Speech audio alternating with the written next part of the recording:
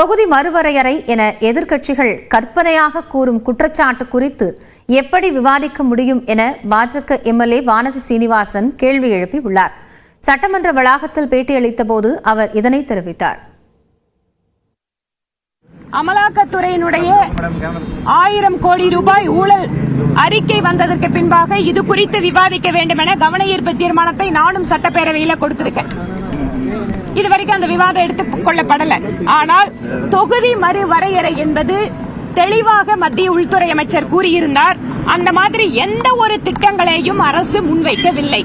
இன்னைக்கு வரைக்கும் தொகுதி மறுவரையறை குறித்து மத்திய அரசு எதுவுமே தெரிவிக்காத சூழ்நிலையில் அவர்களுடைய கற்பனையை வைத்துக் கொண்டு அவர்களுக்கென்று அவர்களே உருவாக்கி கொண்டிருக்கக்கூடிய ஒரு சில சிந்தனைகளை வைத்துக் கொண்டு பாராளுமன்றத்தில் எப்படி விவாதம் நடத்த முடியும்?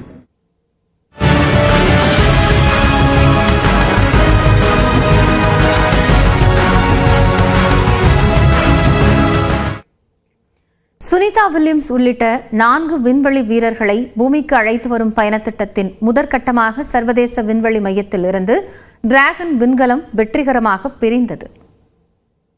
4, 3, 2, 1, ignition and liftoff of Starliner and Atlas V, carrying 2 American heroes. Commander Butch Wilmer, they're here in the room. Being looked at on 30 meters from the International Space Station. 286 நாட்களுக்கு பின்னர் பூமி திரும்புகிறார் இந்திய வம்சாவளியைச் சேர்ந்த விண்வெளி வீராங்கனை Sunita Williams.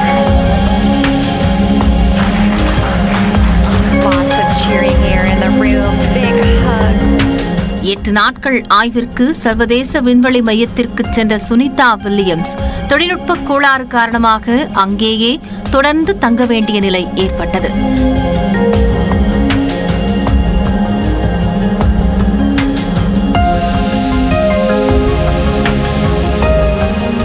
Sunita Williams, Butch Wilmore மற்றும் ஏற்கனவே விண்வெளி நிலையத்தில் தங்கியுள்ள மற்ற 2 விண்வெளி வீரர்களுக்கு மாற்றாக 4 பேர் கொண்ட புதிய குழுவுடன் ஸ்பேஸ் எக்ஸ் நிறுவனத்தின் டிராகன் விண்கலம் அனுப்பி வைக்கப்பட்டது.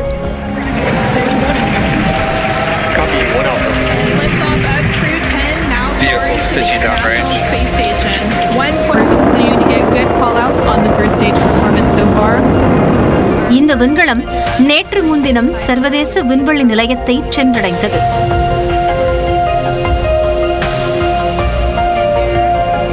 Nicole Ayers, the first of the Fly's newest class of astronauts to enter, and last commander of Crew 10 and McLean. SpaceX Crew 10, welcome aboard the ISS. அதன் பின்னர் சுனிதா வில்லியம்ஸ் உள்ளிட்ட 4 வீரர்கள் சர்வதேச விண்வெளி மையத்தில் இருந்து டிராகன் விண்கலனுக்குள் சென்றனர். இந்நிலையில் சுனிதா வில்லியம்ஸ் அடங்கிய குழு பூமி திரும்புவதற்கான பணிகள் இன்று காலை தொடங்கின. டிராகன் விண்கலம் இந்திய நேரப்படி காலை 10:35 மணியளவில் சர்வதேச விண்வெளி மையத்தில் இருந்து வெற்றிகரமாக விடுவிக்கப்பட்டது.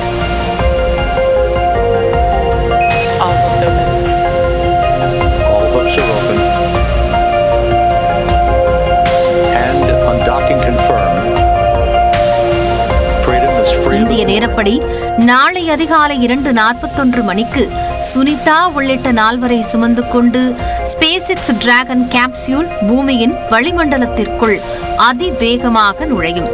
அதனைத் தொடர்ந்து விண்கலம் தனது சுற்றுப்பாதையில் இருந்து விலகி பூமியை நோக்கி வரத் தொடங்கும். பூமியின் வளிமண்டலத்தில் நிலவும் 1600 செல்சியஸ் வரை வெப்பநிலையை தாங்கும் வகையிலான டிராகன் கேப்சியூல் வடிவமைக்கப்பட்டுள்ளது.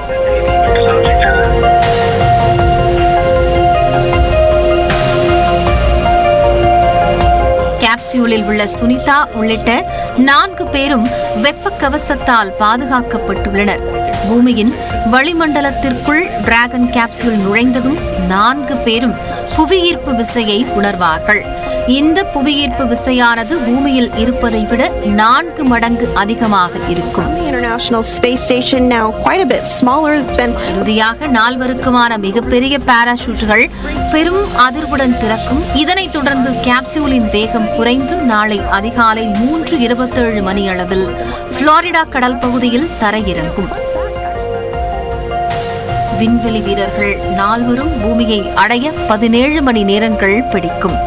இதன் மூலம் 9 மாதங்களுக்கு பிறகு சுனிதா வில்லியம்ஸும் புட்ச் வில்மோரும் பூமியில் கால் பதிக்க உள்ளனர். and we'll be waiting for you.